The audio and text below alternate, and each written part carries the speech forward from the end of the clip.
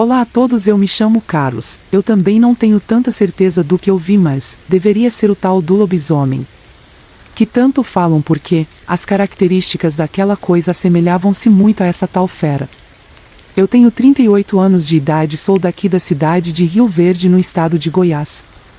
Mas isso não aconteceu aqui quando foi no ano de 2004. Eu viajei para o estado de São Paulo.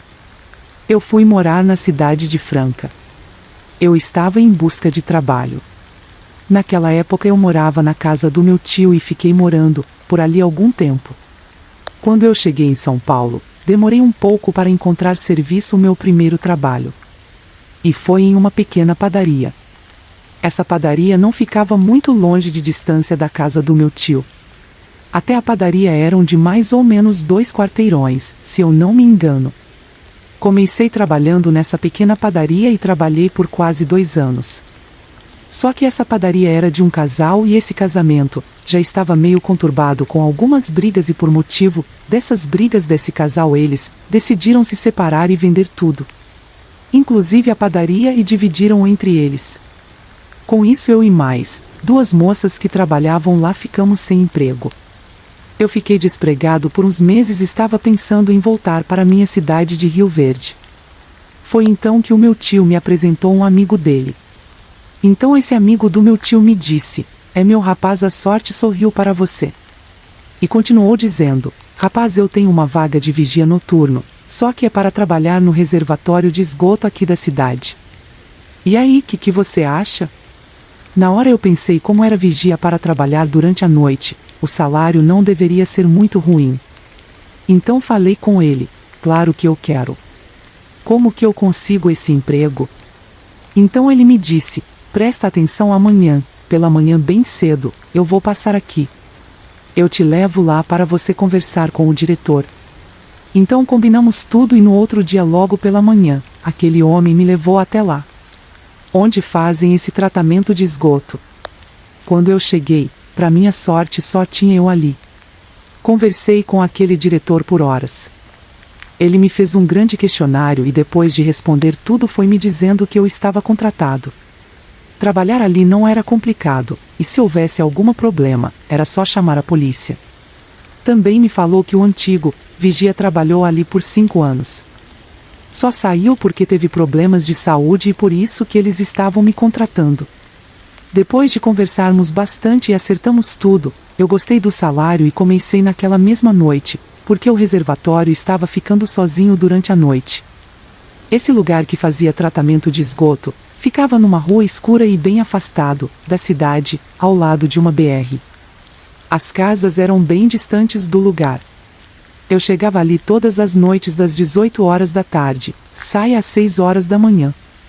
Assim que eu chegava, logo ligava os refletores do local e em seguida, eu ia para o meu posto, que era uma pequena cabine, e ali eu passava a noite. De vez em quando eu fazia algumas rondas. Nos meus primeiros dias, foi muito difícil trabalhar sozinho. Aquele lugar era grande e até me acostumar, foi tenso. Mas logo me adaptei. O tempo não passava naquele serviço, pois o mesmo era bem chato. A única coisa que eu via de vez em quando eram alguns gatos, alguns cachorros e outros pequenos animais. Nada de muita importância. Certa noite, por volta das 4 horas da madrugada, eu estava fazendo a minha ronda. Eu estava em uma parte do muro onde havia uma pequena grade, que era um pouco suspensa do chão, que dava para olhar por debaixo e ver um terreno baldio ao lado. Então eu estava com uma pequena lanterna, quando eu vi algo se movendo nesse terreno baldio. Algo parecia estar andando e pude ouvir alguns passos. A impressão que tive era de alguma pessoa estava andando pelo terreno. Pensei que seria alguém querendo invadir a estação de tratamento de esgoto da cidade para tentar furtar. Decidi então ir até aquela parte que tinha uma grade e olhei por baixo. Eu só vi uma espécie de pernas e tornozelos deformados, com tufos de pelos. Rapidamente eu me levantei e me perguntei: "Meu Deus, o que é isso? Será que é algum cachorro grande que está ali?" Mas, se fosse cachorro eu teria que ver as 4 patas e eu só tô vendo 2. Aquela coisa continuava se movendo. Eu senti então que ele parou. Eu estava morrendo de aflição, decidi criar coragem para olhar melhor. Então eu segurei na grade, na posição como se fosse pular um muro e cheguei na altura certa, que desci para ouvir. Foi quando eu vi que ele estava de costas para mim. Era uma espécie de homem magro, meio alto. Logo olhei para as pernas, para confirmar e vi aquele homem, com pernas de cachorro com braços compridos e um detalhe da cabeça dele, que eu não vi muito bem. Só percebi que ele possuía orelhas, e eram afiadas e apontadas para cima. Aquela coisa preta, possuía pernas de cachorro, é só isso que eu posso descrever. Eu consegui ver tudo isso por pouco tempo. Eu fiquei tão assustado que decidi sair devagar, andando nas pontas dos pés, até chegar na minha cabine. E assim que eu cheguei, eu tranquei tudo. Passei toda a minha noite ali, eu não quis nem saber de fazer mais rondas e não contei isso para ninguém, pois eu sei que ninguém iria acreditar. As noites seguintes naquele lugar, eu não vou mentir, foi bem tenso. Eu fiquei uma semana, sem fazer rondas, até que eu fui criando coragem para voltar à rotina. Naquela parte onde eu tinha visto aquela coisa do outro lado no muro, no terreno baldio, eu nem gostava mais de passar por lá. Trabalhei nesse lugar por algum tempo, até que eu consegui montar minha pequena oficina de motos. Graças a Deus eu só vi aquela coisa uma única vez e não quero ver mais na minha vida. Eu não sei se era lobisomem ou se era alguma assombração, sei lá. Mas eu vi aquela coisa que tinha pernas de cachorro.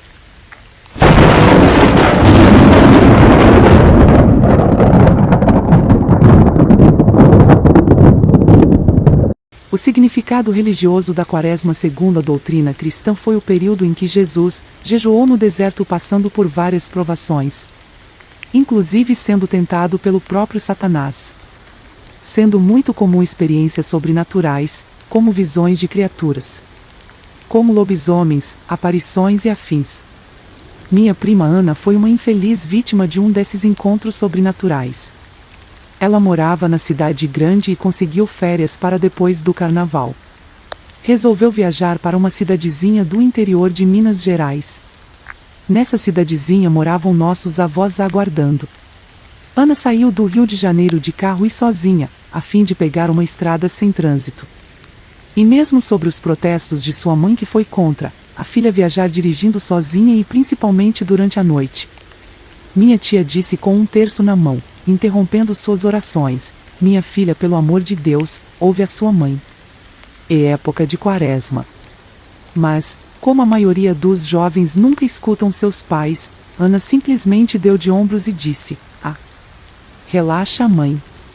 Arrumou suas coisas e seguiu viagem. Ela seguiu tranquila e com o passar das horas as estradas foram ficando desertas e escuras, e com poucas casas ou até mesmo sem luzes. Ana ligou o som para distrair-se e espantar um pouco o medo, que já começava a sentir. Ela pisava fundo no acelerador para passar mais rápido, por aquelas áreas mais escuras da rodovia. Já era madrugada quando o GPS orientou que virasse, num determinado ponto, e notou que passou a seguir, por uma estrada de terra. Ela até rodou por algum tempo, até que começou a ouvir um barulho estranho no carro e do nada, o mesmo morreu. Ela tentava dar partida e nada. Ana começou a ficar nervosa e resolveu permanecer dentro do carro e pensou que talvez esperando um pouco, o carro voltaria a pegar. Ela ficava olhando para fora, era mato de um lado e mato do outro, e apenas a estrada de terra à sua frente. Ela via vagalumes, coisas que há muito tempo não via. As árvores tinham formas escuras, enfim, a estrada estava um verdadeiro breu e só havia a lanterna do celular.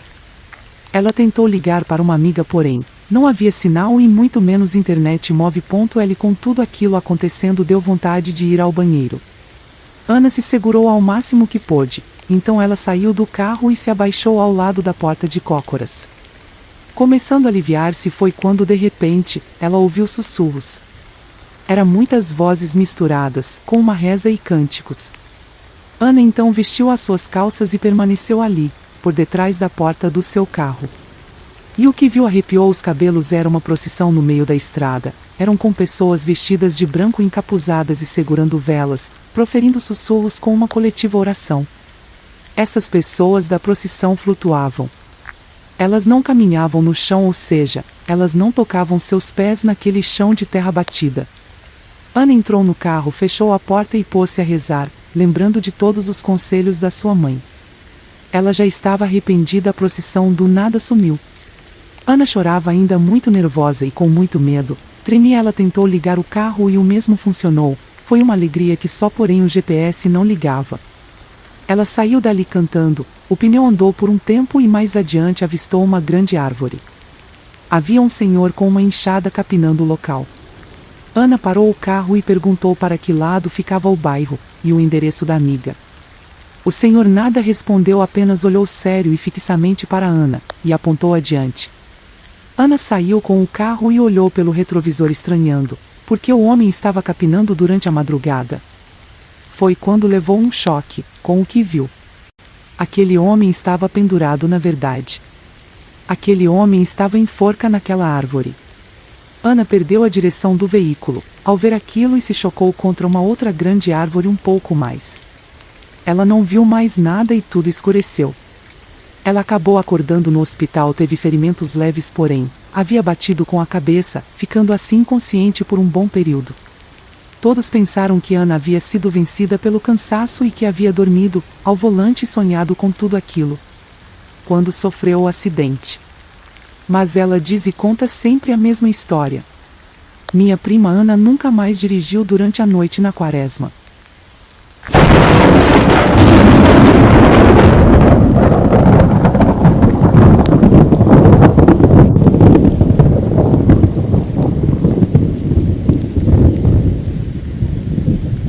Era a época de São João, onde a cultura e a religião eram levadas mais sério, ao menos, pelas pessoas mais humildes que moravam na roça. Na época havia o costume de rezar terços durante a semana de São João, cada dia em uma casa da colônia. Levavam a imagem de um santo ou santa, e em um pequeno altar até a minha casa. Rezávamos por aproximadamente uns 40 minutos, e depois conversávamos por um longo tempo. Havia também comes e bebês, como café, batata doce, pipoca, entre outras coisas. A imagem permanecia na casa durante a noite, e na noite seguinte todos os participantes retornavam à casa para dar continuidade à procissão, até a próxima residência e assim sucessivamente pelos 7 dias. Foi uma dessas procissões que algo muito estranho aconteceu. Eram por volta das 19 horas da noite, e todos haviam chegado à casa da Teresa para dar seguimento à procissão. Saíram dali e iriam para uma outra casa da colônia, seguindo o mesmo ritual. A Teresa morava com seu marido Pedro e tinham um bebê, com poucos meses, que em breve seria batizado. Saíram todos entoando cânticos religiosos na frente, seguidos por alguns homens mais velhos, e uma senhora carregava uma imagem em um pequeno altar. Acredita-se que levariam cerca de 40 minutos até a próxima residência, atravessando a mata, por uma larga trilha. Estava muito frio naquela noite, com a lua cheia meio tímida, escondida atrás de um branco nevoeiro. As pessoas seguiam cantando e contando histórias. Bem à frente da fila iam 2 padres, conversando um pouco alto, e o tema da conversa era algo bem preocupante. Então um deles mencionou: deve haver alguma onça rondando por aqui. O outro concordou: é mesmo, porque tem dias que eu ando percebendo que tem algo estranho nas redondezas da minha casa, pois tem animais que estavam desaparecendo. Alguns fiéis estão reclamando. Tudo tem a ver, um bezerro morto, totalmente estripado lá no vale. O mais interessante é que Bigu e Brutus dormem na porta da minha sala desse senhor, não deram um pio sequer. Tem algum animal brabo rondando a região e fazendo com que os seus cachorros ficassem em silêncio por medo.